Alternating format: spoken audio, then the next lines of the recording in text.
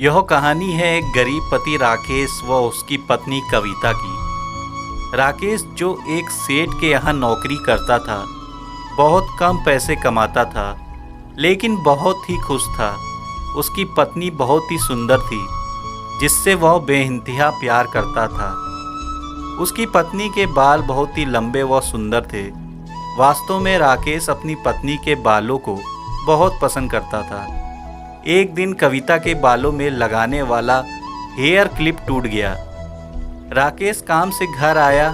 पत्नी ने कहा कि मेरे बालों का हेयर क्लिप टूट गया है, उसके बिना मैं अपने बालों को नहीं संभाल सकती। यह सुनकर पति बड़ा दुखी हुआ और बोला कि मैं तुम्हारी हर ज़रूरत को पूरा करना चाहता हूँ, लेकिन मेरे पास तुम्हारे हेयर क्लिप के लिए पैसे नहीं हैं। मेरी अपनी घड़ी 1 महीने से ख़राब है, मैं इसको ही नहीं सही कर पा रहा हूँ। पत्नी ने कहा ठीक है, मुझे कोई ख़ास ज़रूरत नहीं है।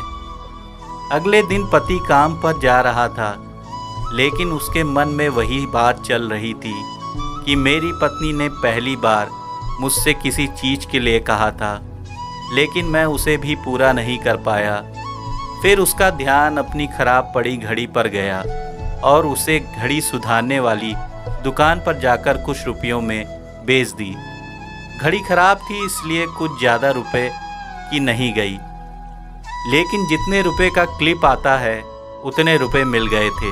वह क्लिप की दुकान पर गया और जैसा उसकी पत्नी का क्लिप था वैसा लेकर आ गया। पति बहुत खुश था कि आज अपनी पत्नी को जाकर देने वाला हूँ। पति घर पहुँचा तो देखा कि उसकी पत्नी के जो लंबे सुंदर बाल थे वो बिल्कुल छोटे करवा लिए हैं। पति ने यह सब देखकर पत्नी से कहा कि ये इतने छोटे बाल क्यों करा लिए, मैं तुम्हारे लिए नया क्लिप लेकर आया हूँ।